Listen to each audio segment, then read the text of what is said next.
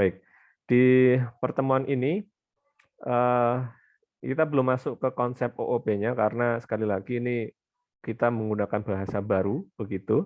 Maka yang kita pelajari mungkin pengenalan tentang bahasa baru yang kita gunakan ini, yaitu bahasa Java. Insya Allah nanti masuk konsep object oriented programming-nya akan kita mulai pada minggu-minggu setelah ini, begitu ya. Di judulnya yaitu Introduction into Java, pengenalan bahasa pemrograman Java.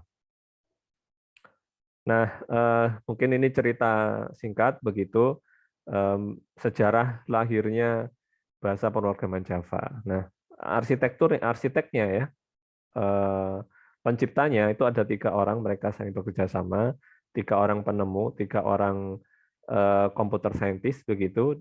Yang pertama adalah James Gosling, kemudian ada Mike Sheridan dan ada Patrick Naughton ya. Ini pertama kali beliau-beliau ini meluncurkan bahasa programan ini pada bulan Juni tahun 1991. Anda sudah lahir belum ini tahun segini? Ada yang sudah? Kayaknya sih belum ya. Aduh, ya belum. Belum kan mestinya. Jadi bahasa ini lebih tua dari usia Anda ya. Lebih tua dari bahkan mungkin seusia Pak Zarkasi mungkin. Beliau ada nggak Pak Zarkasi? Seusia Pak Zarkasi mungkin. Artinya bahasa ini sudah tua. Tapi ingat tua itu belum tentu kuno ya. Jadi walaupun bahasa programan ini sudah lama ditemukan atau dibuat, tapi masih eksis sampai sekarang karena memang masih banyak digunakan dan masih banyak dibutuhkan oleh perusahaan-perusahaan besar ya, Oracle dan sebagainya itu developnya pakai Java. Nah, mereka ini masuk dalam sebuah tim perusahaan IT namanya Sun, ya Sun Microsystem. Nah, awalnya mereka membuatnya itu tim ini dinamakan Green Team begitu. Nah, kalau ini fotonya, foto 3 orang tersebut. Kalau kita lihat kan ya ciri khas orang IT banget lah ya gitu ya. Eh, Kacamataan dan lain-lain. Yang nggak ganteng-ganteng banget. Bagi yang nggak ganteng wajahnya kurang kurang good looking, jangan jangan jangan ya, jangan minder ya. Pokoknya pintar gitu, insya Allah mereka ini secara ekonomis juga sudah mapan gitu. Nah, awalnya bahasa ini digunakan untuk embedded system. Embedded system itu ada sebuah sistem begitu hardware gitu agar pintar ditanami software begitu. Nah, contohnya misalkan kalau zaman sekarang modern itu ada AC ya, air conditioner begitu kan, itu ada sistemnya, embedded sistemnya yang mengatur bahwa kapan dia harus dingin, kapan dia harus diam, kapan dia harus bergerak dan seterusnya. Seperti itu. Awalnya untuk itu. Awalnya untuk itu dan dinamakan Green Talk oleh penemunya Jim Gosling ini. Kemudian kayaknya sih mereka berpikir gitu ya, kok namanya kok nggak ini banget ya, coba ya diganti namanya dengan nama oak gitu. Oak ini namanya pohon oak gitu. Nah, itu konon ceritanya ketika mereka ngoding ini cari nama itu di luar labnya mereka itu ada pohon oak yang gede gitu. Akhirnya dinamakan pohon oak gitu awalnya ya. Lalu pada tahun 95 di rename begitu dengan nama Java karena ternyata nama OAK ini sudah didaftarkan istilahnya dipatenkan oleh orang lain gitu, di trademark gitu ya. Jadi sudah ada pemegang mereknya sehingga nggak boleh pakai nama OAK. Akhirnya dinamakan Java gitu ya. Nah, kenapa dinamakan Java? Ya karena eh, biasanya nih kebetulan juga ya eh, beliau bertiga ini suka sekali minum kopi gitu. Dan saya pikir orang-orang programmer itu suka kopi. Kenapa? Dengan kopi itu kita bisa buat begadang itu ngoding sampai malam gitu. Biasanya kan gitu. Nah, mereka ini suka kopi begitu dan ada satu kopi yang asalnya dari Indonesia. Nah, di Indonesia itu ada pulau namanya Jawa dan salah satu penghasil kopi. Akhirnya mereka kan sambil ngopi-ngopi gitu, waduh, nama Owak ini sudah ada yang pakai nih. Enaknya pakai nama apa ya sambil ngopi gitu. Nah, sambil ngopi ternyata, gimana kalau nama kopi ini aja, nama Java gitu. Yaitu ilustrasinya kayak gitu mungkin ya. Nah, akhirnya eh, produk ini, bahasa programan ini dinamakan Java gitu. Itulah latar belakangnya pada tahun 95 dirinya menjadi Java. Dan pada tahun itu juga majalah Time itu memasukkan bahasa programan Java ini sebagai salah satu produk terbaik ya pada tahun 1995. Nah, ini kisahnya seperti itu, sejarahnya. Nah, ini fitur-fitur yang ada di bahasa programan Java, ya, yang biasanya sih, yang fanatik Java itu kalau menggembar-gemborkan itu pokoknya Java yang paling bagus. Nah, ini biasanya nih menjadi nilai jualan mereka bahwa Java itu object oriented, bahwa bahasa Java itu simple, secure, aman, gitu ya, platform independen, robust ini tidak mudah, kan robust itu bahasa Indonesianya itu kan kokoh ya, kuat, tidak mudah rusak. Nah, itu bahasa Java itu seperti itu, portable ini, mudah dibawa kemana-mana, mudah dijalankan di mana aja, arsitektur neutral, dinamik, interpret. Nah, ini istilah-istilahnya seperti ini. Nah, di antara beberapa fitur ini ada salah satu keunggulan yang mungkin sampai sekarang terasa manfaatnya ketika kita menggunakan bahasa pemrograman Java. Yaitu apa? Yaitu dia platform independen. Artinya platform independen ini apa? Kita tahu bahwa pada zaman sekarang ini platform komputer itu OS dari segi operating system itu ada 3 pemain besar ya. Ada yang berjalan dengan operating system Windows dengan berbagai variannya ya. Yang terbaru kan Windows 11 tuh. Kemudian ada platform yang berjalan dengan menggunakan OS Mac ya. Biasanya produk-produknya Apple ya. Apa namanya ya? MacBook dan sebagainya begitu. Kemudian ada komputer yang berjalan pada platform operating system Linux. Biasanya tiga pemain besar yang sekarang ada di pasaran, operating system yang banyak di pasaran gitu ya. Nah, Java ini dia platform independen. Maksudnya bagaimana platform independen itu? Artinya ketika kita satu kali membuat kode program Java gitu ya, kita buat sebuah program, kita ngoding begitu dengan menggunakan bahasa Java, kita cukup sekali saja. Kemudian ada proses namanya kompilasi begitu, kita kompilasi, dia akan menjadi nama file namanya class ya, file class Java. Nah, file class Java ini nanti bisa berjalan di ketiga platform tersebut ya. Di mana tentu saja ada syaratnya, di masing-masing platform tersebut sudah terinstall namanya JVM. JVM ini adalah Java Virtual Machine seperti itu. Sehingga salah satu ini kalau mau nulis gimana ya? Salah satu semboyan lah ya, semboyan atau jargon Java itu adalah write once, runs anywhere. Mana nih kursornya?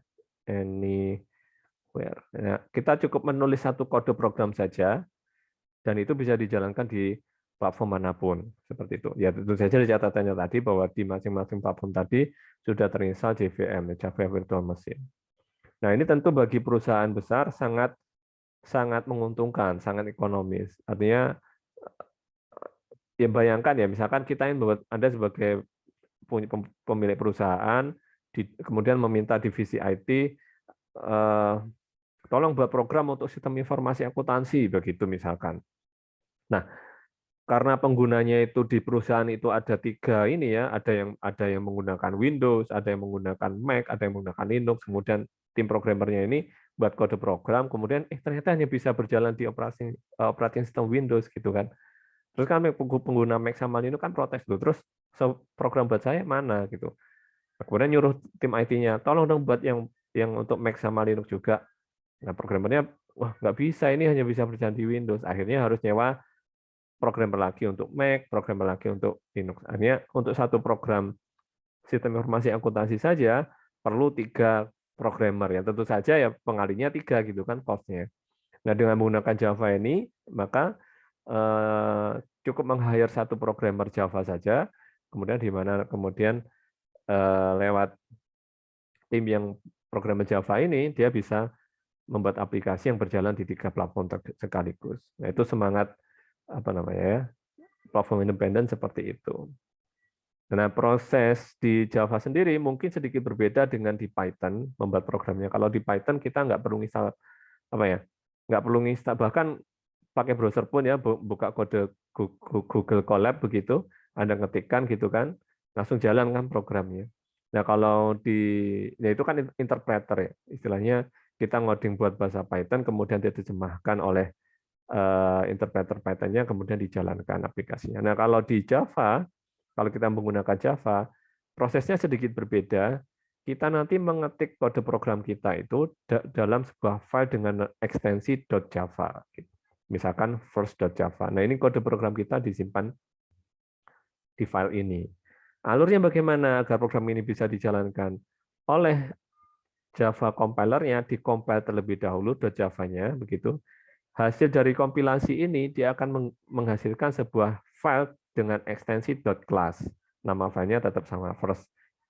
Dan misalkan kalau kita membuat filenya itu kita simpan dengan nama first.java, hasil kompilasinya nanti dia akan menghasilkan satu file class dengan nama file yang sama. File class inilah yang kemudian dieksekusi oleh Java Virtual Machine di masing-masing platform. Seperti itu alurnya.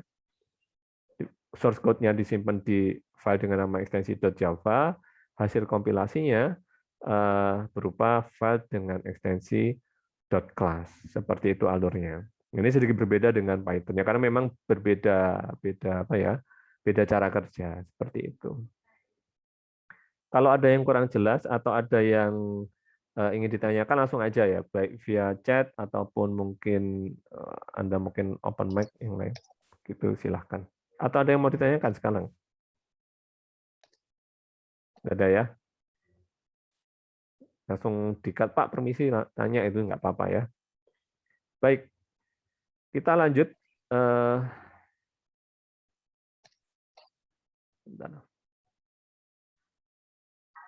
Oke, kita lanjut. Itu cerita tentang Java dan bagaimana Java, mekanisme program Java bekerja. Nah, kemudian, wah ini tulisannya nggak hilang ya. Nah, oke. Kemudian, struktur program Java seperti apa sih kalau kita mau ngoding sebuah aplikasi dengan menggunakan nama dengan menggunakan bahasa pemrograman Java itu seperti apa? Ini juga berbeda kalau Anda sudah terbiasa dengan Python, mungkin perlu adaptasi sedikit gitu ya. Kalau di Python kan kita cukup membuat file dengan ekstensi .py atau Python netbook begitu, notebook. Kemudian kita langsung aja tulis gitu kan. Kita nggak perlu kalau mau buat ngeprint ya langsung print nggak atau apalah perintah-perintah yang sudah biasa kita lakukan. Nah kalau Java dia sedikit lebih strict, ada struktur yang harus kita ikuti seperti itu. Ya ibaratnya itu seperti apa ya? Bagian-bagian yang harus ada di dalam sebuah kode program Java. Pertama, setiap program Java itu harus diawali dengan deklarasi nama kelas, begitu. Awalnya harus diawali dengan tulisan seperti kelas, kemudian diikuti dengan nama kelas, seperti itu. Nah, catatannya, kalau kita misalkan menyimpan file kode program Java itu dengan nama tertentu, maka nanti nama kelas di sini juga harus exactly same sama persis dengan nama file yang kita simpan tadi. Nah, contoh misalkan ya, kalau kita kembali ke slide sebelumnya, nah misalkan kita file kode program kita itu kita simpan dengan nama first.java.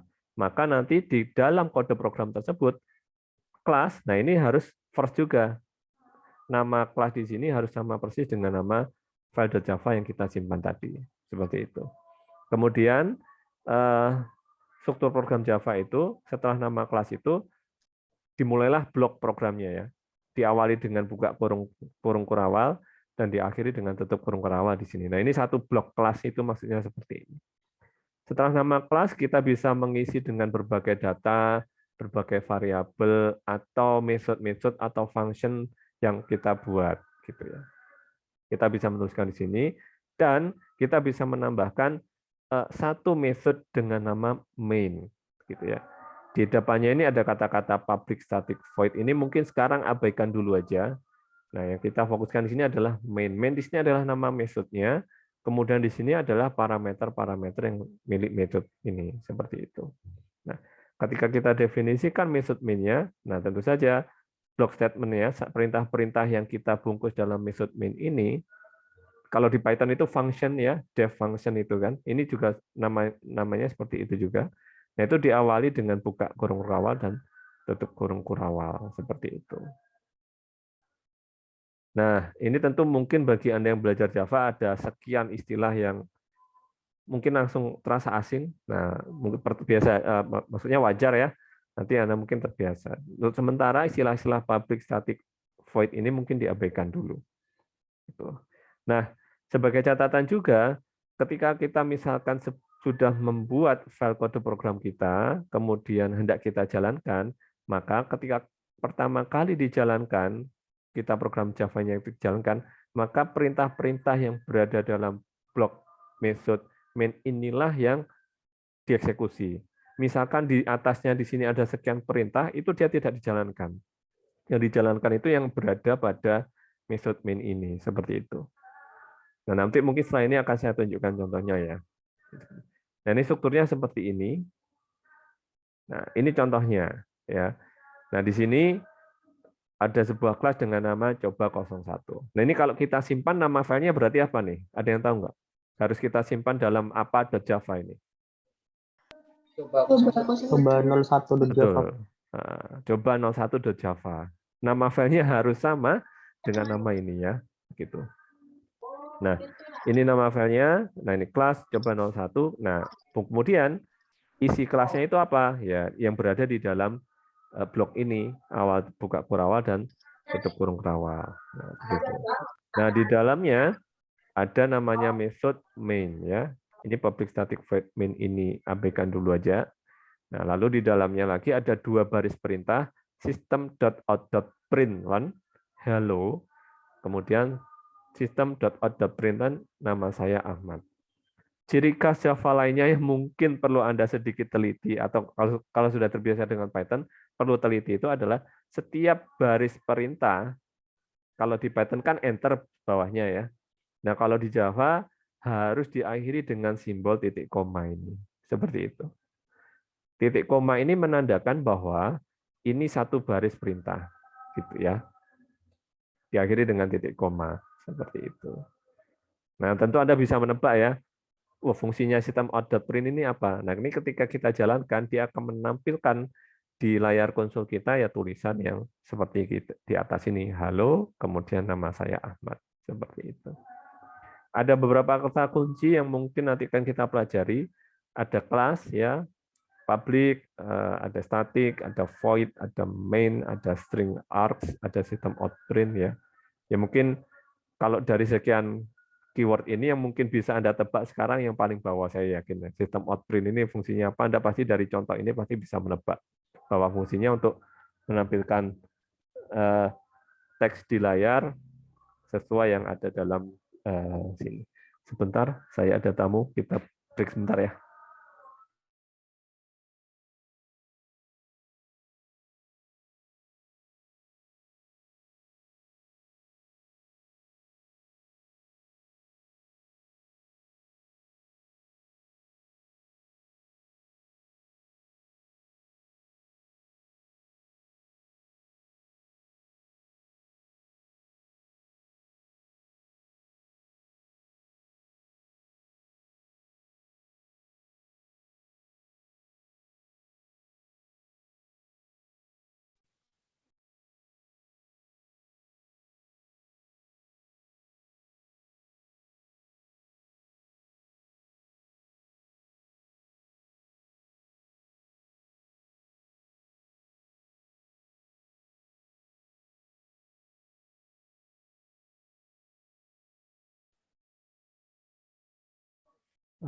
Mohon maaf, ada tamu barusan. Oke, tadi sampai mana? Oh ini ya, sampai ini contoh kode programnya. Ya, jadi mungkin beberapa keyword yang mungkin Anda asing, don't worry, jangan khawatir, karena nanti akan kita bahas bareng-bareng ya, apa itu public, apa itu static, void, dan sebagainya. Nah, yang jelas, contoh kode programnya seperti ini. Nah, ini dari sini mungkin yang sudah kita bisa tebak fungsinya yaitu sistem outprint ya, untuk menampilkan tulisan di layar, seperti itu. Nah, mungkin saya tunjukkan juga kode program ya. Nah, sebentar, mungkin saya buka kode editornya.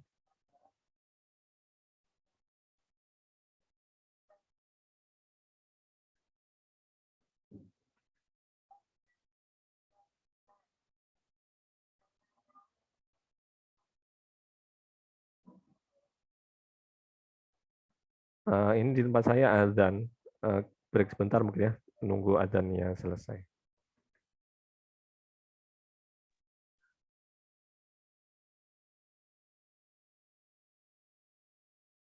Nggak ada ya, lanjut. Oke, berikutnya, ya ini break tadi barusan kita lakukan, nah kita lanjut aja. Nah, selanjutnya, kalau di Python ada variabel, maka di Java juga ada variabel. Hampir semua bahasa programan ada sih ya. Bagaimana menyimpan data dalam sebuah variabel. Kita tahu bahwa variabel itu adalah tempat untuk menyimpan data. Nah, di Java mungkin sedikit berbeda dengan di Python. Kalau di Python mungkin kita langsung menuliskan nama variabelnya apa, sama dengan kemudian diisi dengan isi variabelnya. Kalau di Java, ada sintaks yang mungkin harus kita biasakan kita gunakan. Nah, sintaksnya cukup sederhana sebenarnya, yaitu nama variabelnya apa, begitu, tipe, ya tipe variabelnya apa, nama variabelnya apa, diikuti dengan isi atau value dari nama variabelnya. Ya, nama variabel terserah, kemudian ada operator assignment ini sama dengan, dan ini nilai variabelnya. Ketika kita membuat variabel di Java, ada sekian rules yang mungkin harus kita perhatikan agar tidak terjadi kesalahan. Ya. Pertama adalah variabel di Java itu nama variabelnya yaitu case sensitive. Ini lawannya case insensitive. Case sensitive ini apa? Yaitu penggunaan huruf besar dan huruf kecil itu dianggap berbeda. Sehingga misalkan ya, saya punya variabel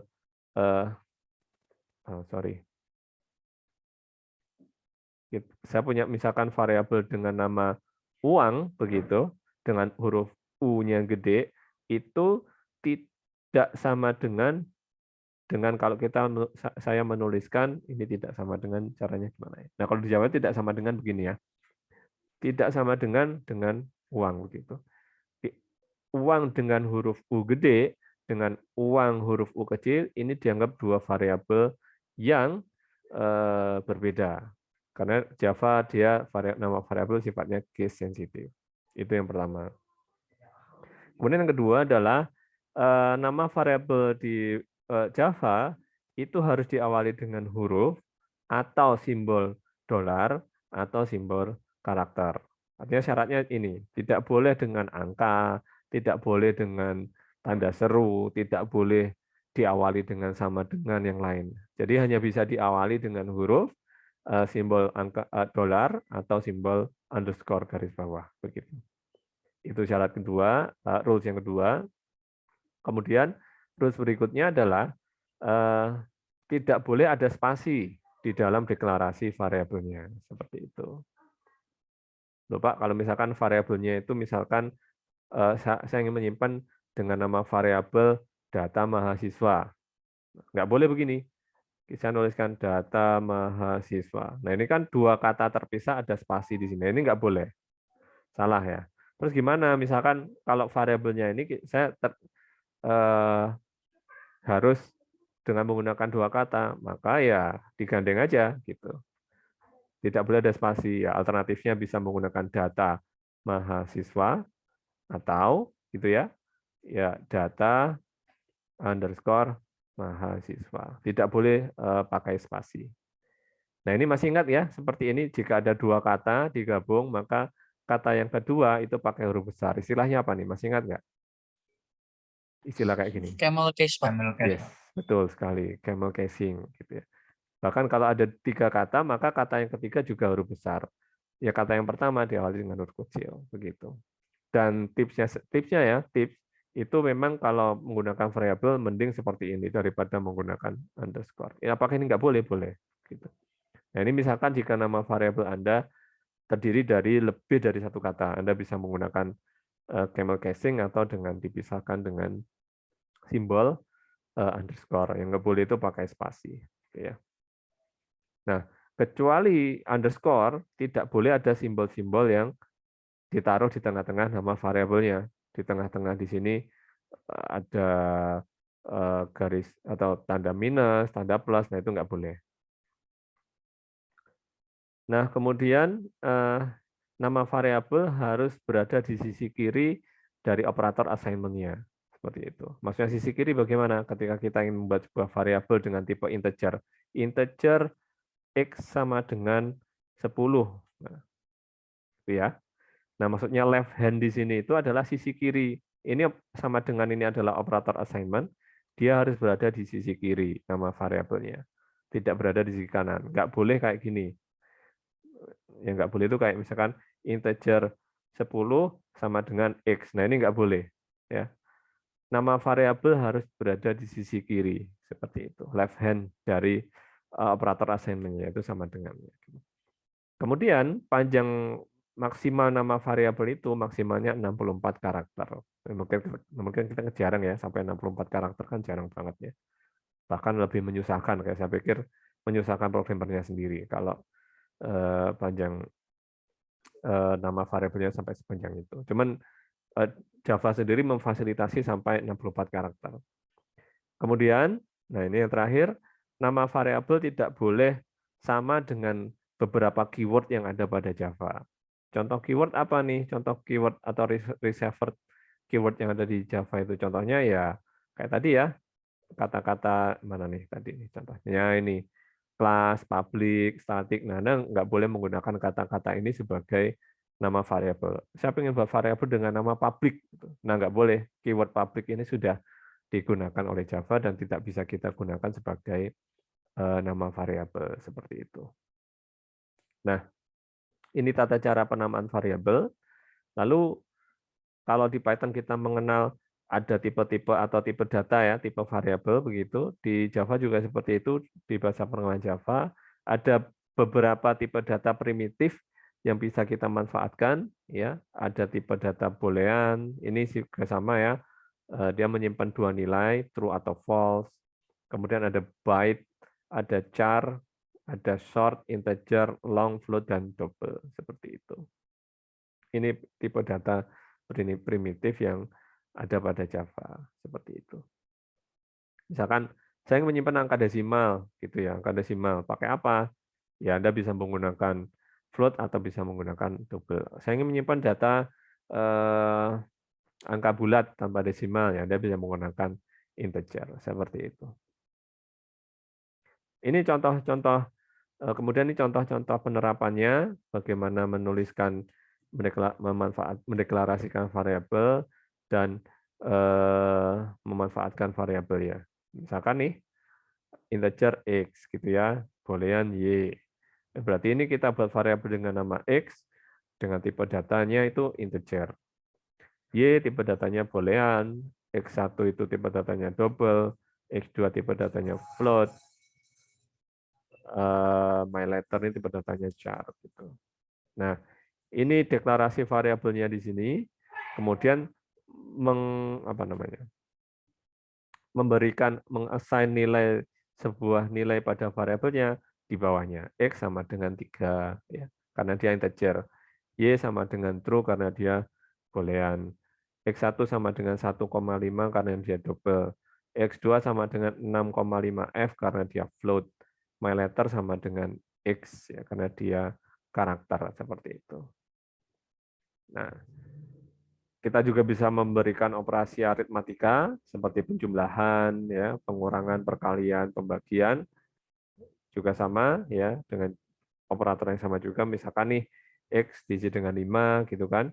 X sama dengan X plus 2. Oh, berarti gimana nih? Oh, berarti nilai X-nya sekarang yaitu nilai 5 ditambah 2 sehingga nilai X yang baru yaitu berapa? 5 tambah 2? 7 seperti itu. Nah, di Java juga ada operasi increment kayak gini. X++ ini maksudnya nilai X sekarang itu dijumlahkan 1. Kalau X min nilai X yang baru yaitu nilai X yang lama dikurangi 1. Seperti itu. Saya pikir nggak ada masalah dengan ini. Termasuk penggunaan simbol plus sama dengan 4 ini maksudnya juga sama. Penggunaan simbol X plus sama dengan 4 itu maknanya juga sama dengan X sama dengan X plus 4. Yaitu nilai X yang baru, yaitu X yang lama dijumlah 4. Anda bisa menuliskan dengan seperti ini, Anda juga bisa menuliskan dengan seperti ini. Ini juga biasanya tergantung kebiasaan ya. Perkalian menggunakan simbol bintang, pembagian menggunakan simbol slash ya, garis miring seperti itu. Nah, mungkin dari sini dulu ada yang kurang jelas atau ada yang mau ditanyakan mungkin terkait penamaan atau pemanfaatan variabel.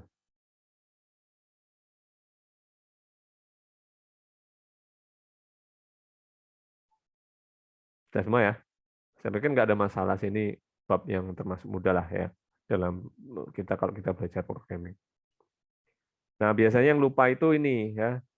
Kalau Anda terbiasa dengan Python itu kan biasa langsung pakai buat variabel X sama dengan 10, enter gitu selesai. Nah, kalau di Java harus jelas tipe datanya apa. Oh, saya mau buat variabel, sebuah variabel. Nah, tipe datanya apa nih?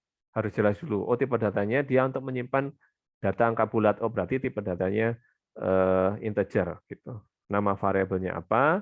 Kemudian diikuti dengan value dari variabelnya dan jangan lupa diakhiri dengan simbol titik koma seperti itu. Ini mungkin yang perlu diperhatikan kalau kita ingin mendeklarasikan atau memanfaatkan sebuah variabel seperti itu. Lanjut ya. Oke, variabel kayak gitu. Nah, ini contohnya. Ini clear terus. Oke. Nah, ini contohnya kalau di dalam sebuah program begitu. Nah, ada sebuah kelas dengan nama coba1 ya. Kemudian nah ini di sini kalau Anda lihat kita menggunakan kalau Anda lihat ya, mouse main-nya di sini. Nah, di sini ada method dengan nama use variable.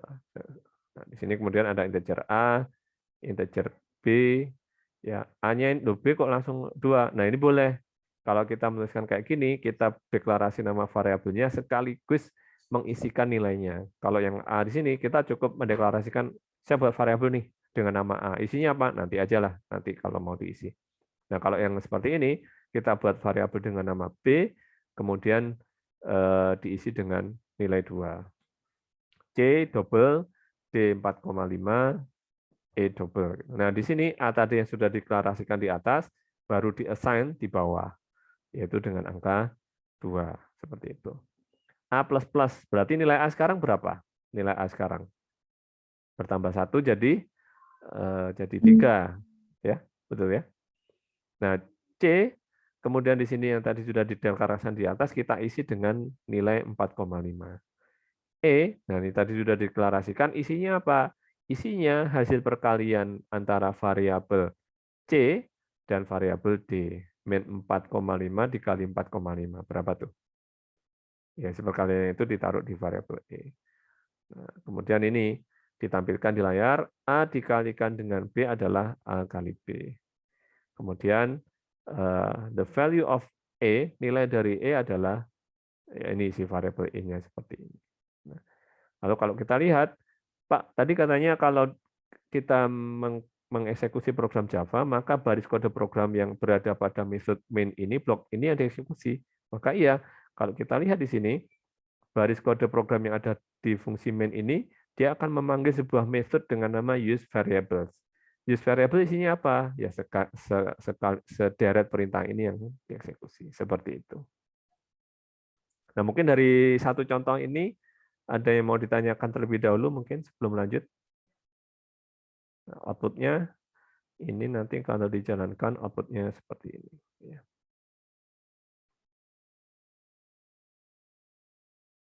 Mungkin ada yang kurang jelas dari baris kode ini? Saya sarankan mungkin kalau ya mungkin ya biasanya sih kalau di slide seperti ini ya, oh tahu maksudnya. Nah, saya sarankan agar itu lebih apa namanya, lebih merasuk, bukan merasuk ya, lebih menancap di kepala itu dicoba. Mungkin setelah ini nanti di akhir kuliah ini coba Anda praktekkan di laptop atau komputer masing-masing ya.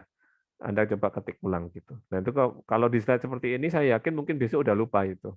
Tapi kalau Anda nyoba sudah ada experience mengcodingnya gitu ya, menuliskan kode programming itu nanti ilmunya lebih mudah untuk masuk, lebih mudah diingat. Termasuk Anda harus sering mencoba itu karena tadi ada proses adaptasi dari bahasa programming satu ke bahasa programming lainnya, di mana style ngodingnya itu berbeda. Biasanya nggak pakai titik koma, cukup enter. Nah, sekarang harus di tiap baris itu harus ada titik komanya. Itu efeknya titik koma, mungkin saya demokan dikit mungkin ya. Stop share. Saya mungkin demokan dikit fungsi dari titik koma. Nah, ini. Nah, kalau kita lihat,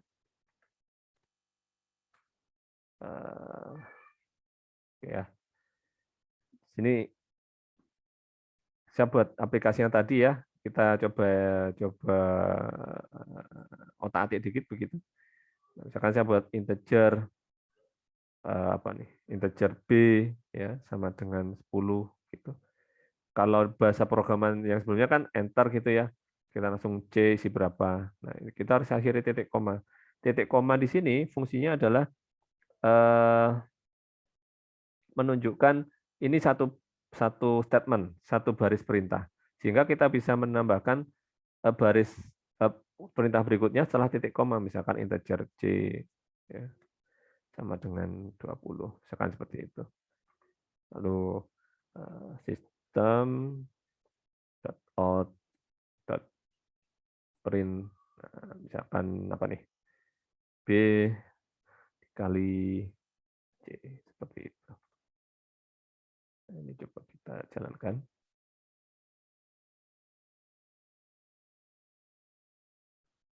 Oh, titik komanya malah lupa ya. Nah, itu kebiasaan Python nih, kayak gitu. Saya sendiri bahkan lupa ya. Mana? Insert. Udah semua nih titik komanya ya. Apa nih yang belum?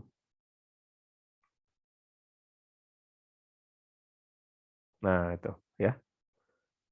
Jadi hello world, kemudian 200. Nah, ini karena mungkin daripada banyak baris, mending toh cuma sekian karakter langsung taruh sampingnya gitu. Ya nggak masalah, asal ada titik komanya. Sehingga titik koma di sini mewakili bahwa sekian baris perintah sebelum titik koma itu dianggap satu serangkaian statement. Ini satu statement, ini satu statement begitu. Nah, kalau di Python mungkin tabulasi berpengaruh ya, tapi kalau di Java ini pun rata kiri kayak gini, nah, itu juga nggak masalah, asal dia berada dalam satu blok seperti itu, blok titik koma, blok kurung kurawal di sini. Kalau di Python mungkin kan tabulasi kita geser dikit ke kanan berpengaruh. Nah, tentu tapi kan begini nggak rapi ya programnya ya. Nah, kalau Anda menggunakan kode editor apa nih, Visual Studio, itu ada satu fitur ya, shortcut Alt Shift F yang langsung merapikan kode program Anda gitu. Nah, itu langsung rapi sendiri gitu kan. Jadi langsung rapi gitu. Apa namanya? Shortcutnya itu Alt Shift F ya. Gitu. Di slide nggak ada nih. Oke, jadi seperti itu mungkin. Dari sini mungkin ada pertanyaan dari baris kode ini. Saya pikir mudah ya. Oke, kita lanjut aja kalau gitu. Intinya sih sering dibiasakan aja sih ya. Sampai mana tadi? Sebentar, sorry. Share screen. Oke ya. Jadi ini contohnya, saya pikir nggak ada masalah. Tinggal dipraktekkan sih, saya pikir agar lebih mudah, bukan mudah ya, tapi ini lebih menancap di ingatan itu sampai tips dari saya setelah ini dicoba sendiri ya. Oke, nah kemudian di Java juga dikenal konsep array, ya sama juga, yaitu dengan menggunakan simbol kurung kurawal ya, bukan kurung kurawal, sorry, kurung siku, buka tutup kurung siku, array. Masih ingat nggak array? Array itu diawali dengan indeks apa? Kalau kita bikin array, indeks pertama itu apa? Berapa? 0, betul. 0 ya. Sama juga. Berarti di sini kita ada array dengan tipe data integer, ya. Oh ya, di Java kalau kita misalkan buat sebuah array dengan tipe data integer, maka seluruh isi datanya mulai dari indeks pertama sampai indeks terakhir harus integer semua, seperti itu. Nah, contohnya di sini saya buat array dengan nama A, ya, isinya ada 3, 10, 20, 30. Nah, ini harus integer semua. Kalau misalkan kita buat array, misalkan B dengan tipe data integer, maka kalau kita isi dengan selain integer, dia akan error, nggak boleh. Ya. Nah, ini mungkin sedikit berbeda dengan bahasa programan yang lain. Kalau jadi Java itu ciri khasnya itu strict, ya strict. Kalau tipe datanya integer sudah integer, nggak boleh diisi data yang lain. Nah, di sini A indeks ke 0 itu berapa? A indeks ke 0 ya, 10, A indeks 1, 20, A indeks 2, 30. Panjangnya berapa? Panjangnya 3. Seperti itu. Ya. Mungkin dari sini ada pertanyaan? Nggak ada ya? Nah, kita masuk ke logika pemrograman sekarang. Nah, ini sudah mulai mikir kalau ini ya. Kalau tipe data saya pikir nggak perlu mikir-mikir banget lah. Di algo kita mengenal ada percabangan ya. Percabangan simbolnya itu apa? Simbolnya wajib ya. Ada satu alur masuk, cabang 2 begitu. Cabangnya tergantung dari nilai kondisi yang ada di sini. Jika nilai kondisi di sini bernilai true, maka dia akan berbelok ke arah yang mana yang nilai true-nya. Kalau false, dia akan berbelok ke arah no-nya seperti itu. Nah, di Java untuk perintah percabangan, dia juga menggunakan keyword atau perintah if, ya. Sintaksnya seperti ini, ya. If, kemudian buka kurung tutup kurung, begitu. Nah, di sini ada pemeriksaan kondisi. Kondisinya boolean menghasilkan nilai true atau false. Jika pemeriksaan kondisi di sini bernilai true, maka baris kode program ini yang berada pada antara buka tutup kurung kurawal inilah yang akan dieksekusi jika mungkin saya coret-coret. Jika pemeriksaan kondisi ini di sini bernilai true, maka baris perintah yang berada di antara blok buka tutup kurung kurawal ini yang akan dieksekusi. Jika kondisi bernilai false, maka dia akan loncat pada baris kode program berikutnya. Seperti itu. Bagaimana jika setelah false, itu harus ada pengecekan kembali. Kita bisa menggunakan perintah else diikuti dengan if lagi. Lalu ada pengecekan kondisi yang kedua. Ya sama juga logikanya, jika pada pengecekan kondisi di sini bernilai true, maka serangkaian baris kode program yang berada di sini, yang di antara blok buka tutup kurung kurawal inilah yang akan dieksekusi. Seperti itu. Namun bagaimana jika false lagi? Ya kalau false lagi ya langsung loncat ke baris berikutnya. Else gitu. Nah, inilah yang akan dieksekusi. Sekali lagi dia harus diawali dan ditutup, diakhiri dengan buka dan tutup kurung kurawal. Nah, ini untuk percabangan ya. Contohnya bagaimana? Contohnya mungkin sebelum contoh ini yang bisa kita manfaatkan untuk pemeriksaan kondisinya. Operator logikanya yang bisa kita manfaatkan. Ada operator sama dengan, ini untuk memeriksa apakah sisi kiri dan sisi kanan itu sama nilainya. Ini tidak sama dengan, untuk memeriksa apakah sisi kanan dan sisi kiri dari operator ini itu nilainya berbeda atau tidak. Lebih besar sama dengan, lebih kecil sama dengan, operator dan operator atau. Untuk dan atau masih ingat ya logikanya bagaimana? Masih ingat nggak? Jika misalkan A bernilai true, kemudian B bernilai false, maka A dan B nilainya apa nih? Jika A true, B false, A dan B nilainya apa? Betul. False ya. Tapi kalau A atau mana nih? A atau B nilainya apa nih berarti? True. Betul ya, true. Kalau C false, D false, C dan D nilainya apa? False. False. False, Pak. C atau D nilainya apa? False. False. Okay, good, very good. Misalkan E nilainya true, F nilainya true, G nilainya false. Nggak cukup ini. Nilainya false, maka nah, misalkan kalau gini gimana? E dan F atau ini ya, atau G. Jadinya apa nih? True. True, Pak. True ya, betul ya.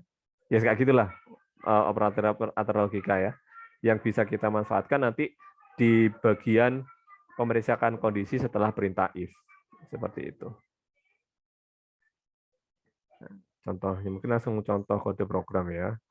Kayaknya sih ada di slide. Nah, ini contohnya.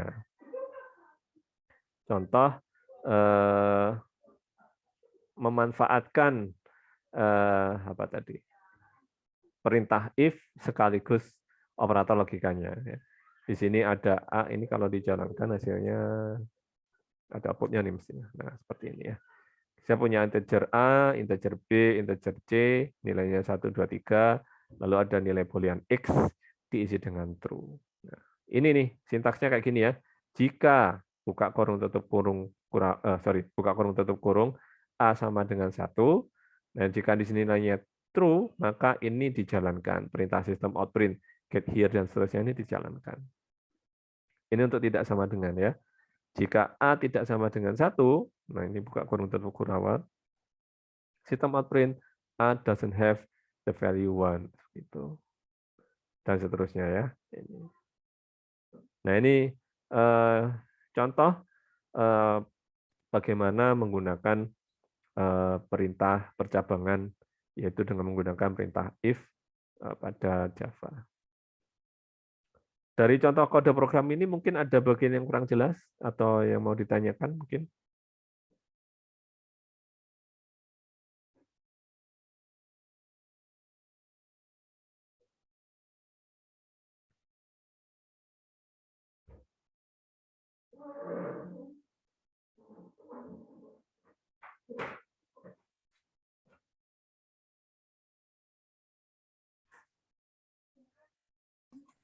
Pak, mohon maaf izin bertanya, Pak. Iya. Untuk perbedaan print ln sama print saja Biasa. itu apa ya? Iya, Oke. karena saya coba pakai print juga bisa, Pak. Oh, oke. Very good question ya. Langsung contoh aja sih Kak, agar menunjukkan hasilnya ya. Bedanya print biasa dan print ln. Saya apa nih? Saya share sekarang yang tampak di Anda masih slide atau sudah nih? Udah Visual Studio, Yes. Pak. Oke, Visual Studio ya. Jadi bedanya print ln dan print. Nah, ini langsung aja nih saya ganti saya delete ya print. Nah, gini.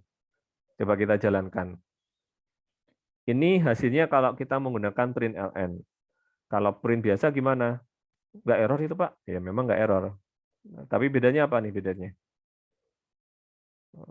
Bedanya.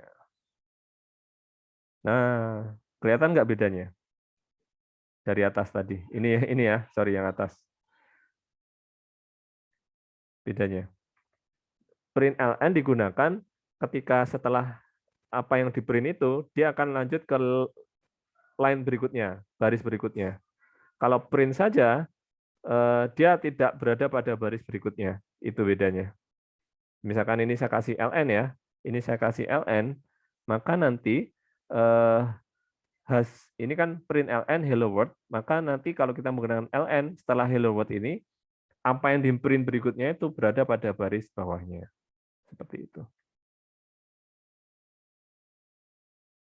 Nah, seperti itu. Atau mungkin biar kelihatan lebih ada lagi bedanya, satu lagi ya. System.out. Nah, ini mungkin saya pakai print ln lagi. Coba nah, kayak gitu ya. Ini print ln, print dan print ln lagi ya. Kita coba. Nah, gini. Ini print ln karena dia menggunakan hello world itu menggunakan print ln, print len ya. Dia nanti print berikutnya itu pada baris berikutnya, baris bawahnya. Nah, karena di sini B kali C itu dia menggunakan print saja, maka nanti print berikutnya itu dia tidak ke baris baru gitu. Dia ditampilkan di sampingnya seperti itu. Mungkin itu bedanya. Baik, Pak. Terima kasih. Oke. Ada yang mau ditanyakan lagi lainnya mungkin silakan.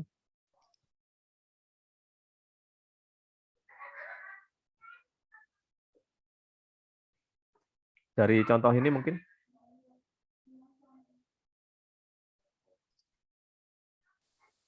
Ada ya? Nah, saran saya setelah ini dicoba ya. Pokoknya intinya gitu ya. Setelah kuliah ini selesai mungkin yaitu saran saya kode-kode yang ada di sini itu Anda ketik ulang, dicoba gitu, dicoba. Sehingga ada experience-nya gitu. Itu nanti ilmu yang didapat akan jauh beda biasanya. Antara melihat slide saja dengan mencoba itu akan jauh beda. Jauh beda. Pak nyoba ada error. Nah, dari error itu nanti kita bisa belajar ya. Kalau ada error masih mentok, nggak bisa, googling sana sini nggak bisa, Anda bisa tanya ke kelas, Anda bisa tanya ke asisten, bisa tanya ke saya. Nah, itulah nanti proses belajar seperti itu. Gitu. Daripada hanya melihat slide saja, oh ngerti maksudnya. Nah, itu nanti biasanya sehari 2 hari udah wassalam, udah lupa itu. Oke, lanjut kalau tidak ada pertanyaan. Nah, untuk percabangan di Java, selain menggunakan perintah if, kita juga bisa menggunakan perintah switch ya, switch apa itu, saklar lah itu bahasa Indonesia, switch. Nah, cukup sederhana juga, yaitu ya cukup switch begitu, kemudian parameternya apa nih switch di sini. Nah, nanti perintahnya dijalankan sesuai dengan isi dari parameternya. Sebagai contoh ya, misalkan di sini saya buat variabel integer x dengan nilai 3. Lalu switch x, ini ngecek nih, x ini nilainya apa? Kalau X nilainya 1, ya sudah, ini yang sekian perintah ini yang dijalankan. Kalau nilai X itu 2, ya sudah, case 2. Kalau X-nya itu 3, ini dijalankan. Jika misalkan nilai X-nya itu bukan 1, bukan 2, bukan 3, maka yang berada pada blok default inilah yang akan dijalankan. Nah, ini cara penulisannya sedikit berbeda dengan if ya. Setelah switch, maka diawali ya biasa diawali dengan buka tutup kurung kurawal. Lalu ada case, nilai case-nya apa nih? Kalau angka ya angka, kalau ya string begitu. Tapi biasanya angka untuk memudahkan. Nilai angka. Nah, di sini kita bisa, ini kalau misalkan kita gunakan, kalau percabangannya ada banyak. Gitu. Kalau percabangannya 1, 2, dan dia bertingkat, itu ya pakai if else. Tapi kalau dia percabangannya lumayan banyak, nilainya serial yang dicek, kemudian dia bertingkat, pakai switch case ini biasanya lebih mudah. Nah, case 1, nah titik 2, nah lalu dia sedikit ke kanan, indent ke kanan begitu. Nah, tulis aja baris kode program apa yang mau dijalankan, lalu diakhiri dengan break. Jangan lupa break titik koma. Lalu ada case 2, case 3, dan seterusnya. Gitu. Ini kalau menggunakan model percabangannya menggunakan keyword switch. Ya, switch. Terus mana Pak yang lebih baik? Ya, biasanya tergantung selera ya. Kalau saya biasanya daripada menghafal, ini kan perlu sintaks beda lagi nih. Karena sudah terbiasa pakai if, ya sudah if aja. Apakah salah? Tidak. Asal ketika dijalankan algoritmanya berjalan dengan sempurna, tidak ada masalah. Gitu ya. Ada pertanyaan mungkin dari sini? Alhamdulillah kalau nggak ada ya lancar-lancar aja ini. Ini termasuk ya bagi lancar ya hitungannya untuk belajar bahasa programan baru ya. Nggak ada pertanyaan. Oke ya latihan sekarang. Ya, tadi kan percabangan kayak gitu tuh ya. Sekarang buat latihan bagi Anda ya, buatlah program Java untuk menampilkan nilai huruf berdasarkan angka. Misalkan nih nilai angkanya misalkan ada taruh di variabel katakanlah x gitu ya. Kemudian dilihat nih nilai x-nya ini berapa. Kalau dia pada range tertentu nilai hurufnya apa. Contoh misalkan nilai x-nya itu 85. Nah, kalau berdasarkan dari sini dia mendapatkan nilai huruf A gitu ya. A jika nilainya di atas 80, B jika 80 sampai 70, C sampai 70 sampai 60, D 60 sampai 50, dan E jika di bawah 50. Gitu. Oke, mungkin ini perlu waktu agak lama, mungkin ya 10 sampai 5 sampai 10 menit ya. Silakan dikerjakan. Nanti mungkin saya minta salah satu dari Anda untuk menunjukkan hasilnya. Gitu. Mungkin begitu. Kalau ada pertanyaan silakan. Mungkin ada pertanyaan? Nggak ada ya? Anda perlu contoh kode programnya yang tadi di slide. Ini hafal ya, A, B, C, D, E-nya ya, range-nya. Nah ini kalau pakai switch case, ini kalau menggunakan perintah if else. Oke, silakan dikerjakan. Mungkin 5 sampai 10 menit lagi nanti saya minta 1 atau 2 orang untuk menunjukkan hasilnya.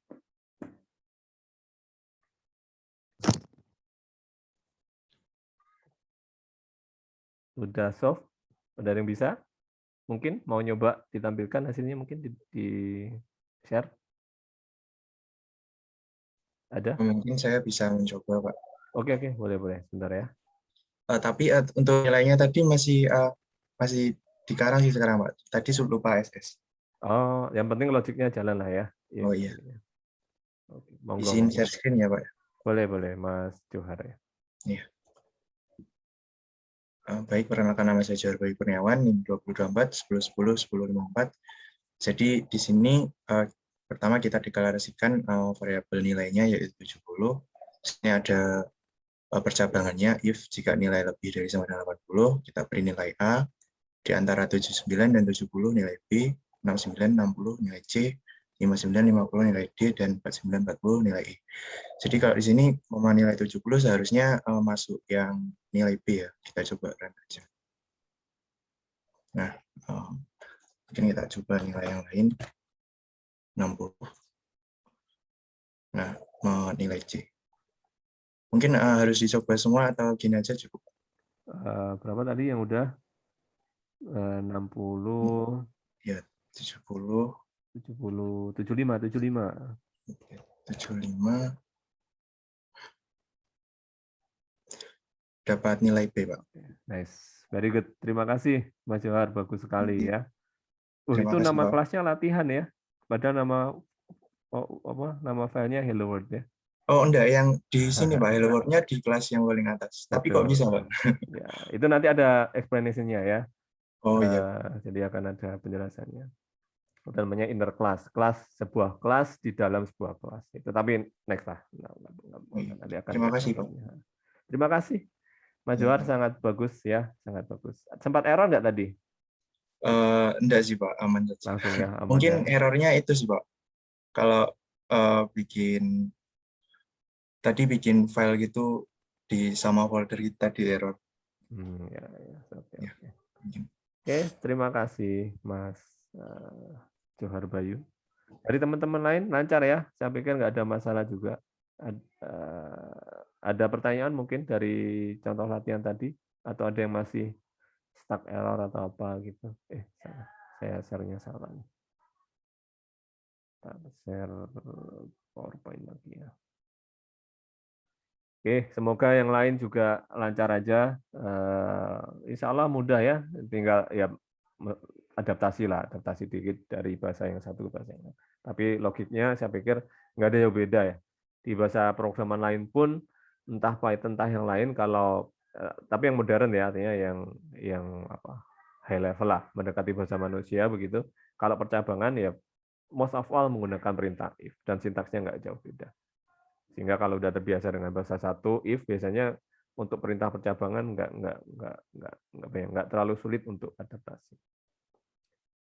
Oke, ini tadi udah. Nah, break tadi udah ya, termasuk ngerjakan latihan itu break. Nah, berikutnya yang terakhir nih. Jadi algoritma itu kan intinya cuma percabangan sama perulangan ya, looping. Nah, kita masuk ke bagian looping atau iterasi ya. Iterasi atau looping dengan menggunakan bahasa Java. Nah, perulangan atau looping di Java itu kita bisa menggunakan serangkaian perintah yang bisa kita gunakan. Yang pertama yaitu perintah for. Yang namanya perulangan kalau di gambar flowchart itu kan ada pengecekan kondisi, begitu jika kondisi ini bernilai true maka kode program ini dijalankan. Dan itu akan terus dijalankan selama pemeriksaan kondisi di sini bernilai true. Ini flowchart-nya.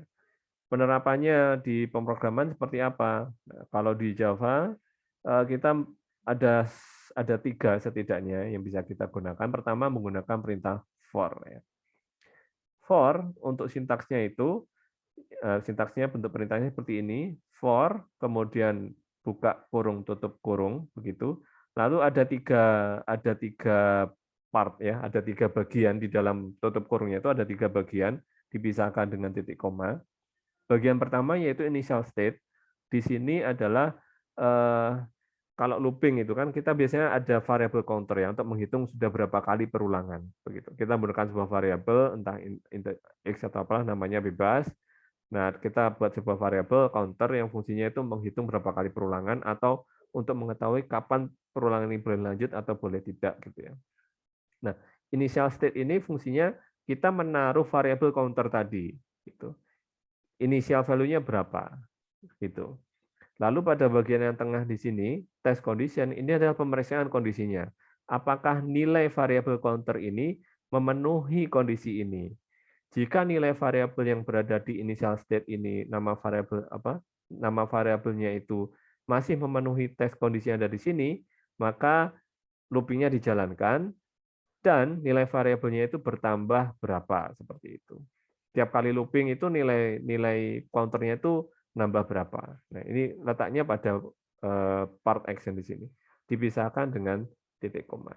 Isi loopingnya apa? Yaitu yang berada pada di antara buka tutup kurung kurawal ini, body of loop-nya ini. Seperti itu. Nah, itu sintaksnya. Langsung contoh mungkin lebih mudah ya. Nah, ini contohnya. Di sini perintah for-nya di sini ya. Nah, for, lalu kan ada 3 bagian ya. Bagian pertama adalah initial value-nya, yaitu diisi dengan, ini initial value-nya menggunakan variabel x, tipenya integer, initial value-nya 0. Lalu dia dicek, apakah nilai x itu kurang dari 10? Jika nilai x kurang dari 10, maka tambah 1, ya, nilai x-nya itu saat itu tambah 1, berapapun itu tambah 1, lalu jalankan perintah ini, seperti itu. Ini kalau dimodelkan dalam flowchart seperti ini ya. Start integer x sama dengan 0. Apakah x kurang dari 0? Jika iya, body of loop-nya apa nih ya, sistem out print ini, lalu nilai x-nya ditambah 1. Model flowchart seperti ini jika diterjemahkan dalam kode program Java jadinya seperti ini. Initial value ya, letaknya pada blok ini, bagian ini, lalu pengecekan kondisi ya, apakah X kurang dari 10? Jika iya, maka jalankan perintah yang berada pada blok buka kurung tutup kurung kawal ini dan nilai X-nya bertambah 1 ya, sesuai ini seperti ini. Ini bentuk looping dengan menggunakan for. Ini nanti muncul di layar apa nih? Berapa sampai berapa nih? Kalau ini dijalankan. Baris for-nya ini aja. Muncul berapa? 0 sampai berapa? 9. 9. Kenapa 10 nggak muncul? Karena ini ya. Karena apakah X kurang dari 10? Misalkan X-nya sudah 10, ya berarti kan nilainya false, sehingga langsung keluar dari looping-nya. Tuh. Ya. Dari sini mungkin ada pertanyaan? Nggak ada ya? Oke. Lanjut kalau begitu. Bentuk kedua untuk looping, ya, perintah kedua yang bisa kita gunakan untuk perulangan, yaitu dengan menggunakan perintah while, W-H-I-L-E, while ya. Dia lebih sederhana dari for. Kalau for itu for buka kurung tutup kurung itu ada 3 part, ada 3 bagian, initial value-nya berapa, dan pengecekan kondisinya apa, dan tiap kali looping X-nya seperti apa. Nilai biasanya sih diisi dengan nilai variable counter-nya itu naik berapa, seperti itu. Ada 3 bagian for dalam for. Kalau while cukup 1, jadi while kemudian langsung mana nih? Ya kalau while dia cukup 1, kalau for kan tadi ada 3 kondisi ya. Nah kalau while cukup 1, ada pengecekan kondisi di sini. Selama pengecekan kondisi di sini bernilai true, maka sekian perintah yang berada pada body of loop ini, ya body of loop-nya itu diawali dengan buka kurung kurawal dan diakhiri dengan tutup kurung awal, dia akan terus dijalankan selama nilai kondisinya di sini bernilai true. Sebagai contoh, nah di sini ya dibuat sebuah variabel dengan tipe data integer, kemudian nama variabelnya huruf Q diisi dengan 5. Nah, selama nilai Q itu lebih dari 0, nah ini pengecekan kondisinya berada di sini. Selama nilai Q-nya lebih dari 0, ya sudah, ini dua baris ini yang dijalankan. Sistem out print Q dan Q++, seperti itu.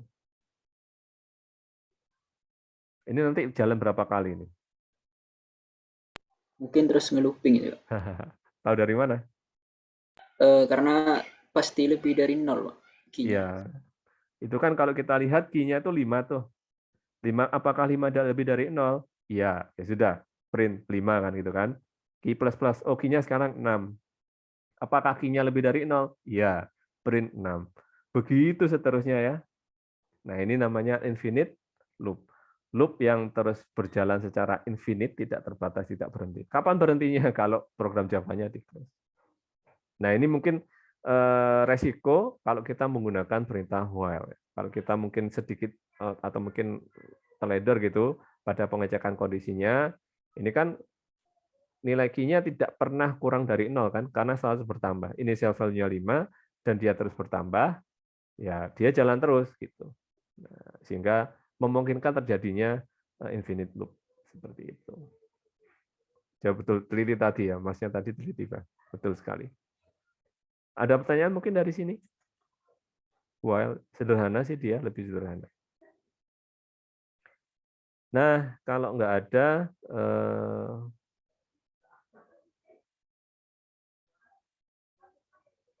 berikutnya, nah kita bisa selain while saja, yaitu kita bisa menggunakan perintah do dipasangkan dengan while, seperti itu. Bedanya nih, lupa bedanya apa dengan while. Kalau while saja, itu while ada pengecekan kondisi, lalu baris perintah yang dijalankan. Kalau do while, mana nih? Nah, while-nya itu adanya di bawah, dicek kondisinya itu berada di bawah. Sehingga ada serangkaian perintah yang lebih dulu dilakukan, baru ada pengecekan kondisi. Kalau yang while, itu dicek dulu kondisinya, baru diputuskan apakah mau looping atau enggak. Kalau while, kalau do while, minimal dia sudah dijalankan sekali, perkara dia dijalankan lagi atau tidak, itu tergantung dari pengecekan kondisi yang berada di sini. Seperti itu. Sintaksnya, do, ya, lalu ada blok loopingnya, diapit dengan sepasang buka tutup kurung kurawal, begitu. Lalu while ada pengecekan kondisi. Nah, contohnya kayak gini. Nah, ini ada variabel Q diisi dengan 5. Do, sistem out print Q. Muncul di layar berapa nih? Muncul di layar angka 5. Ya. Angka 5, Q-nya sekarang 6. Apakah Q-nya lebih dari 0? Ya. Karena di sini bernilai true, maka dia jalan lagi. Begitu. Nah, ini infinite lagi atau enggak nih kalau gini? Dia berjalan berapa kali kalau gini? Enggak terbatas lagi kan? Karena nilai Q-nya dia selalu bertambah, sedangkan di sini dicek apakah lebih dari 0. Nilai Q tidak pernah kurang dari 0, sehingga ya konsekuensinya nilai Q-nya bertambah terus. Seperti itu. Namun yang menjadi catatan ya, kalau kita menggunakan perintah do while, yang di looping itu minimal dijalankan sekali. Kalau kita menggunakan while saja, ada kemungkinan yang di looping itu tidak dijalankan sama sekali. Contohnya nih, misalkan nih, ininya saya ganti dengan mana nih, bro? Ini saya ganti dengan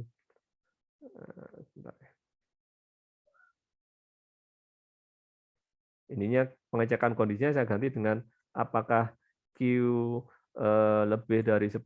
Nah, gitu. Ini kalau saya ganti di sini kan Q sama dengan 5.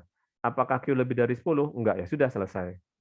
Dia doing nothing. Artinya yang di looping di sini tidak dijalankan sama sekali. Berbeda dengan do while. Ya.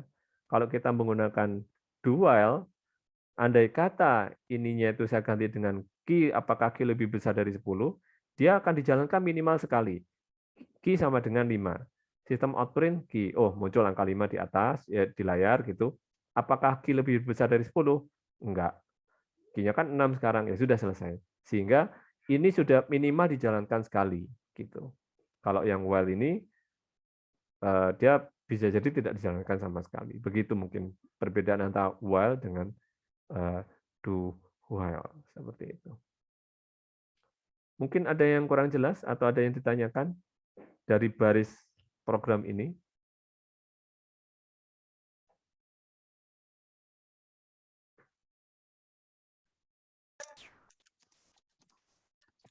Nggak ada? Izin bertanya, Pak. Ya boleh, boleh.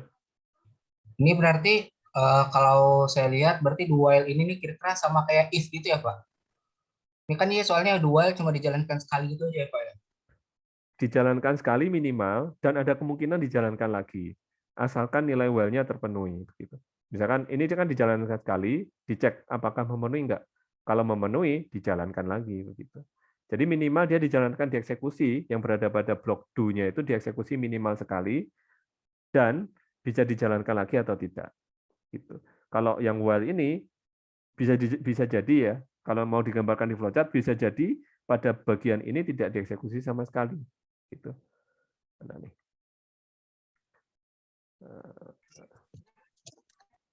Ini kok nggak mau ya?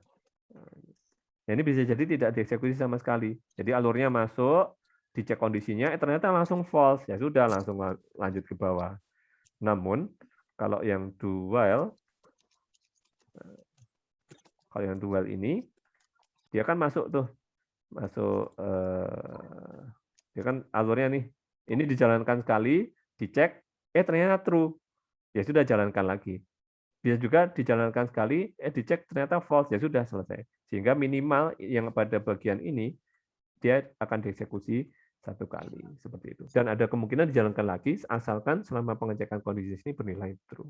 Mungkin kayak gitu sih penjelasan dari saya. Apa bisa dipahami? Bisa, Pak. Terima kasih, Pak. Oke, thank you. Terima kasih. Yang lain mungkin dari teman-teman yang lain?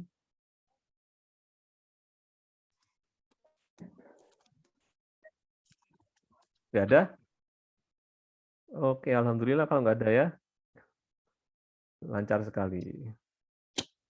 Next slide kayaknya langsung tugas sih kayaknya, seingat saya ya slide-nya. Nah, tugas. Nah, sini ada tugas. Ini dikumpulkan via e-learning juga. Tanggal 7, artinya H-1 sebelum perkuliahan. Gitu. Dikumpulkan dalam format file.java. Anda buat satu file.java, isinya tugas ini. Tugasnya apa? Yaitu membuat program dengan menggunakan bahasa Java untuk menghitung body mass index BMI ya, body mass index dengan rumus berikut, yaitu untuk menghitung body mass index ada dua inputan, dua angka gitu. Pertama adalah berat dan kedua adalah tinggi. Berat dalam satuan berapa nih? Berat dalam satuan kilogram, tinggi dalam satuan meter dikuadratkan begitu. Nah, hasil dari pembagian itu tadi dia akan mengeluarkan sebuah angka di mana angka tadi dicek di sini. Angka tadi dicek di sini. Jika angka tersebut misalkan nih angkanya 20. Oh, berarti 20 itu masuk range mana ya? 20 itu masuk dalam range 18,5 sampai 24. Oh, berarti dia normal weight.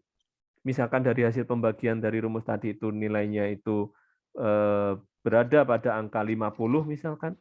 Oh, berarti dia above 40, berarti dia obesitas kelas 3 kayak gitu outputnya. Jadi ada dua angka, berat dan tinggi. Ingat tingginya dalam satuan meter, sehingga misalkan berat tinggi saya 180 cm. Oh, berarti di sini nanti 1,8 dikali 1,8 kuadrat ya. Gitu. Dibagi berat dibagi tinggi dalam satuan meter dikuadratkan, angkanya tadi lalu dicek di sini masuk pada kategori mana, outputnya tadi, sehingga muncul output BMI Anda termasuk underweight, misalkan kayak gitu. Nah, contoh ya, contohnya misalkan jika seseorang punya tinggi badan 180 cm dan berat badan 65, maka program menghasilkan output 20,06 sekian. Dan ini termasuk dalam normal weight, seperti itu. Dari tugas ini mungkin ada yang kurang jelas terkait tugasnya. Dikumpulkan dalam format .java ya. Izin. Oh ya, silakan.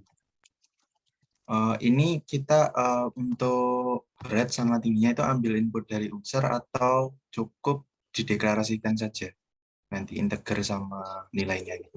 Kalau bisa input dari user. Oh Mungkin ya baik saya Pak, terima kasih. karena ditanyakan mungkin sebentar ya.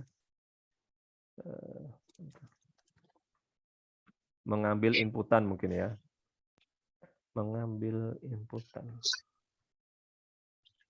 Nah, mungkin untuk mengambil inputan ada apa ya?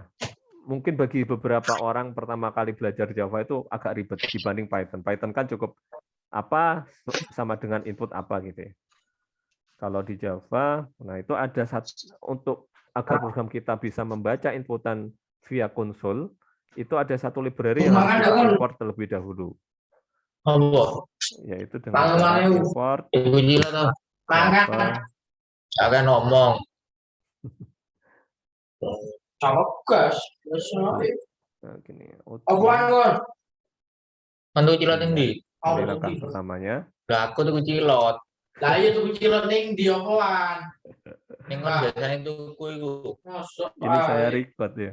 Kan biasanya tuku. Ini nanti kan ini lucu ini ada cilek-cileknya.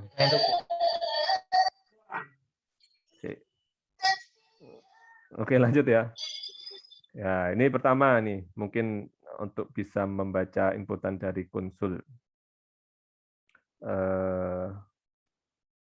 Misalkan apa ya? Ini saya hapus saja. Nah, untuk ini langkah-langkah mungkin semoga saya nggak error ini ya. Untuk mengambil inputan dari konsol dari user ya. Nah, ini kita tuliskan gini, object scanner katakanlah SC gitu namanya. New, semoga nggak error sih. Nah, gini. Lalu misalkan saya buat variabel integer tinggi sama dengan sc dot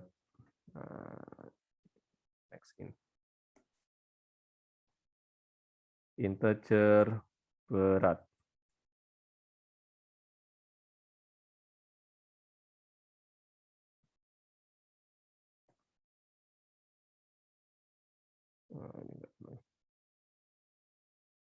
Oke, kemudian sebentar. Lalu mungkin begini aja nih, system.out.print tinggi Anda sama dengan gitu plus tinggi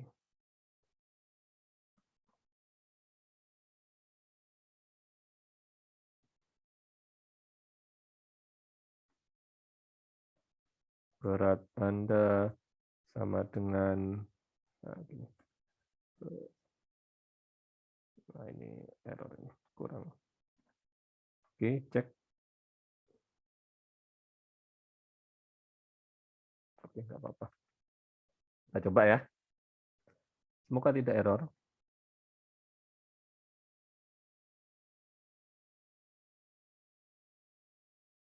Oh, ini kita ngetikkan ya. Misalkan berapa nih? Tinggi 180. Berat 65. Nah, kayak gitu mungkin tutorialnya singkat untuk mengambil inputan dari user. Nah, ini nanti bisa Anda manfaatkan untuk program yang PMB tadi ya. Sehingga dinamis. Masukkan tinggi Anda, masukkan berat Anda, lalu outputnya berupa BMI-nya masuk kategori mana, overweight atau normal weight atau underweight atau yang lain seperti itu. Mungkin begitu untuk menjawab pertanyaan dari siapa tadi, Mas Johar ya. Iya Pak, terima kasih. Oke. Ada yang mau ditanyakan lainnya mungkin?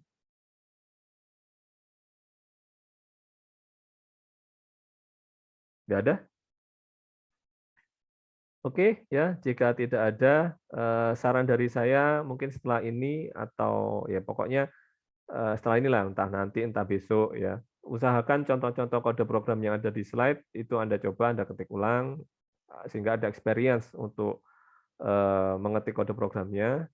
Kemudian jika ada error, jangan panik. Ya, Anda bisa googling dari pesan errornya, atau bisa tanya ke teman, bisa tanya ke asisten atau tanya ke dosen. Nanti bisa kita solve bareng-bareng. Kemudian yang berikutnya, jangan lupa tugasnya ya. Tugasnya ini dikumpulkan via e-learning. Jangan email, jangan apa. Kayaknya sih ingat saya sudah disediakan tempatnya di e-learning. Silakan dikumpulkan di situ. Yang dikumpulkan adalah file .java-nya ya. Akan lebih mudah jika menggunakan nama dan NIM Anda. Itu akan memudahkan kami untuk mengkoreksinya. Misalkan siapa tadi, Mas Johar underscore, atau NIM dulu ya, NIM 2020 berapa, underscore Johar .java. Misalkan kayak gitu, dikumpulkan file learning. Tolong dikerjakan, karena nanti minimal ini nilai tugasnya akan kita bisa, ini nanti di akhir lumayan bisa untuk mendongkrak nilai akhir Anda nanti di mata kuliah ini. Saran saya seperti itu. Jika tidak pertanyaan saya akhiri, ya kayaknya kita bisa selesai lebih cepat, ya lumayan lancar. Ya. Terima kasih atas perhatiannya. Mohon maaf jika ada kekurangan. Semoga bermanfaat yang kita bahas. Kita jumpa lagi di lain kesempatan, insya Allah. Terima kasih. Assalamualaikum warahmatullahi wabarakatuh. Selamat malam. Waalaikumsalam Waalaikumsalam warahmatullahi warahmatullahi wabarakatuh. wabarakatuh. Selamat malam. Terima kasih, Pak.